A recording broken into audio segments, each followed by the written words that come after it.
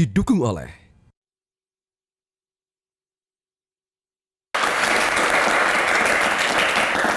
Sebelum saya putarkan debat panas antara Pak Mahfud MD dengan Mas Gibran Raka Buming Raka, saya minta tanggapan dari Bang Hasan Nasbi dulu soal pendapat dari dua pengamat ini. Bagaimana Anda melihat? Apakah kemudian memang Caimin telak menyampaikan pesan soal privilege dan Mas Gibran yang agak muter-muter menjawab? Enggak, saya setuju dengan pernyataan bahwa memang politik kita banyak yang high context, banyak yang high context. Itu mungkin untuk menyamarkan maksud yang sesungguhnya. Tapi pesannya sampai menurut saya, Anda mau nuduh ini kan gitu. Dan Mas Gibran tidak mau terjebak di sana. Kalau dalam berdebat itu kan, kalau orang-orang misalnya ada pertanyaan dan tuduhan yang tendensius, apalagi status yang given.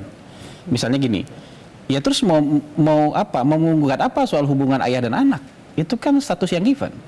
Apakah Mas Gibran bisa telepon presiden? Bisa. Itu sama kayak Bupati Kediri bisa telepon sekretaris kabinet karena bapaknya. Ya kan? Kalau misalnya itu sama kayak Caimin bisa telepon menteri desa karena kakaknya. Itu kan status yang given yang nggak bisa diperdebatkan. Lampung, ketika jalan rusaknya diviralkan orang, gubernur Lampungnya dibully, dia malah dapat berkah, dapat suntikan 800 miliar dari pemerintah pusat. Mas Jayadi, status given yang tadi disampaikan oleh Mas Hasan Nasbi ini seperti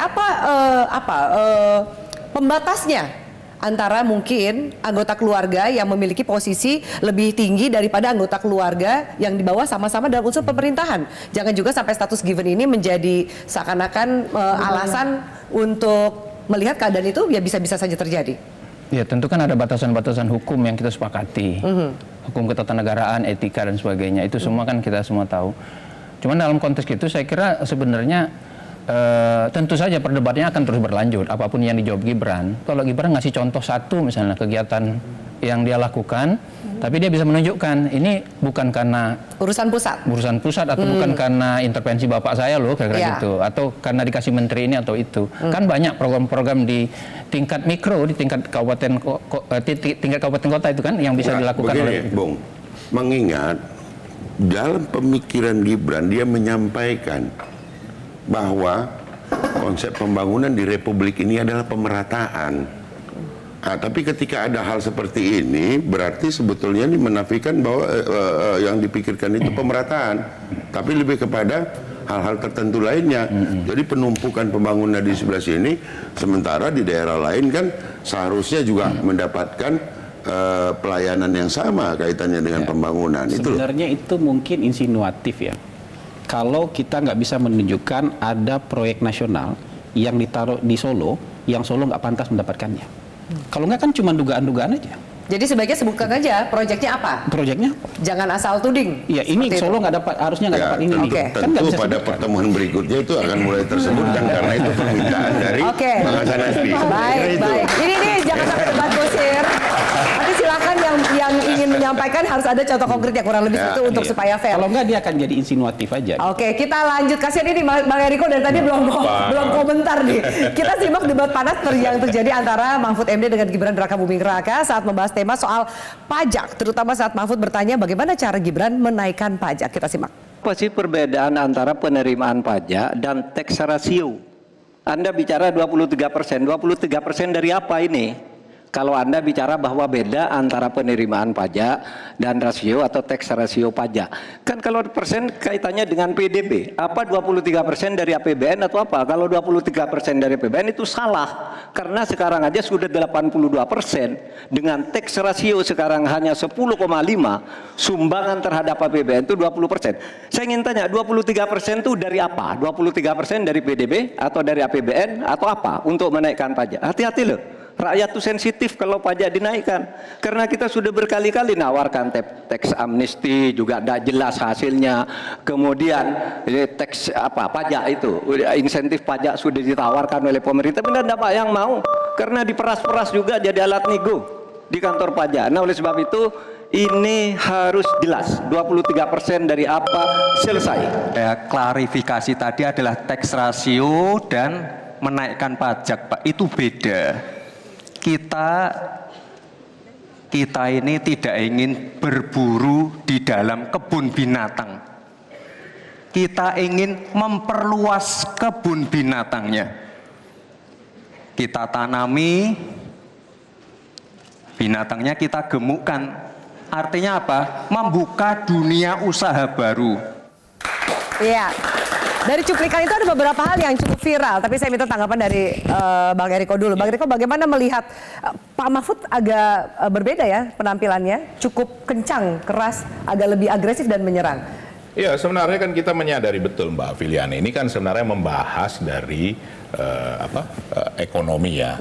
Artinya kalau kita mau bicara jujur, ketiga calon wakil presiden ini kan bukan ada berlatar belakang dari sektor keuangan atau ekonomi, ini fair saja. Nah, tapi kita juga melihat bahwa apapun yang berkaitan dengan sektor keuangan atau katakan ekonomi ini terkait kepada kepercayaan. Nah, ini yang sebenarnya mau disampaikan oleh Profesor Mahfud, bahwa situasi sekarang ini kan memang kalau kita lihat masyarakat juga terhadap pajak, terutama masyarakat menengah ke bawah ini kan memang sangat sensitif. Itu yang beliau mau minta supaya Mas Gibran bisa menjelaskannya. Nah, kalau dilihat tadi dikatakan 23%, saya bukan katakan tidak mungkin, tapi hampir mustahil. Karena hanya di negara-negara maju saja rasionya itu mencapai di atas 20%. Indonesia baru 10,5. Nah, yang dimaksud oleh Prof. Mahfud tadi, bagaimana Mas Gibran bisa menanggapi hal seperti ini? Ya, kita memaklumi bahwa disinilah terlihat bahwa memang ya secara track record kan belum mencapai hal seperti itu. Artinya menjawab, oh bagaimana sebenarnya? Tadi dikatakan badan penerimaan. Apakah badan penerimaan pasti bisa menjamin? Tidak juga. Simpel saja Mbak Afi, ini kan sebenarnya melihat bagaimana calon pemimpin ini merespon. Kalau mau bicara jujur, sebenarnya ini jauh lebih ringan daripada kondisi sesungguhnya. Situasi kondisi sesungguhnya, nanti kita bisa bahas lebih detail lagi nanti dengan adik-adik ini seperti apa sebenarnya kondisi keuangan negara sekarang, bagaimana dengan rasio pajak, bagaimana cara meningkatkan rasio pajak. Sebenarnya detailnya harusnya ke sana tadi. Apakah dengan teknologi? Buktinya teknologi ada. Apakah rasio pajak naik? Tidak juga. Ya. Berarti kan ada lag yang terjadi pada saat ini. Ada celah yang terjadi. Oke, Mas Hasan Nasbi silakan ditanggapi. Kalau ini merupakan bagian dari visi misi, ini ada dalam dokumen resmi pasangan Prabowo Gibran. Jadi dalam dokumen resmi visi misi dan program kerja itu memang dicantumkan secara jelas bahwa target tax ratio itu adalah 23% dari PDB. Kita harus di atas Vietnam yang sekarang sudah mencapai 18% PDB.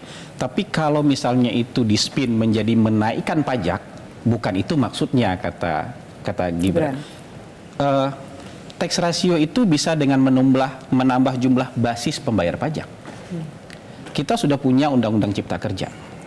Artinya lebih gampang membuat usaha, semua bankable, pekerjaan formal lebih banyak, itu kan objek pajak.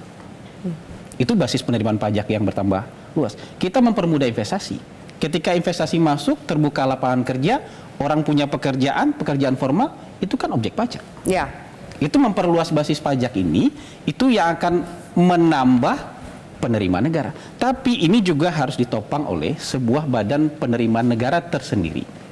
Itu yang disebutkan oleh, itu langsung di bawah presiden. Jadi nggak bercampur-campur lagi antara bendahara negara, orang yang mengeluarkan uang dengan orang yang mencari uang.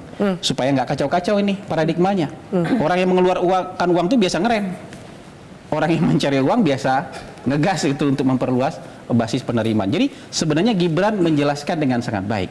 Mungkin Prof. Mahfud menurut saya itu entah sengaja atau tidak, menurut saya keliru ketika memahami tax ratio itu. Karena beliau hanya bilang, bagaimana kalau menaikkan pajak ini sensitif loh.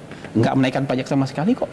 Bahkan dalam visi misi ini, pendapatan tidak kena pajak itu akan dinaikkan standarnya, bukan yang seperti sekarang. Jadi sebenarnya memperluas ini adalah dengan memperbanyak sektor formal lah.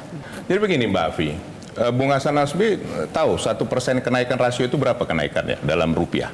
Berapa Bung Hasan Nasbi? Silakan. Ya, kan artinya kalau kita mau menyampaikan kita harus paham juga dasarnya. 1% kenaikan rasio pajak itu 160 triliun. Jadi tadi dari 10,5 ke 23%, itu kenaikannya 2.200 triliun. Artinya dalam sekian lama, bagaimana? How can? Masuk akalkah analogi yang disampaikan? Tidak, saya katakan tadi kecil sekali, hampir tidak masuk akal dalam 5 tahun ke depan bisa mengejar ini. sampai angka 23% Jadi begini, itu. sebenarnya simpel saja. Sesuatu itu disampaikan, kita memang harus menguasai. Makanya tadi saya dari awal saya memaklumi. bahwa memang itu bukan bidangnya dan memang secara kemampuan dan track record memang belum sampai Tapi sudah ke sana. ditulis di visi misi Lah, loh, kalau jadi harus dijelaskan. visi misi kan wajar saja. Itu adalah sesuatu hal yang mau ditargetkan. Oke. Nah, hanya di dalam menjelaskannya itu yang disampaikan Prof Mahfud. Jangan sampai rakyat ini juga bingung bahwa apa yang mau dicapai, pajak mau dinaikkan lagi dengan tadi. Karena kenapa? Analoginya tadi yang disampaikan Bung Hasan Nasbit, kebun binatang. Apa kaitannya dengan kebun binatang? Sekarang saja masyarakat kecil, ini coba warteg tadinya mau dipajak, itu saja sudah komplain. Nah, mau diperluas kemana lagi?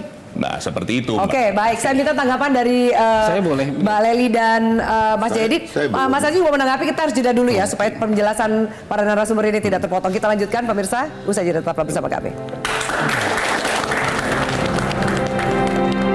Ada juga yang disampaikan hilirisasi. Tapi sini masuk terus, impor masuk, hilirisasi. Gini jadinya nih, ya kan? Bagaimana kemudian hari ini bahwa kita gagal di dalam mengkomunikasikan kepentingan Republik ini?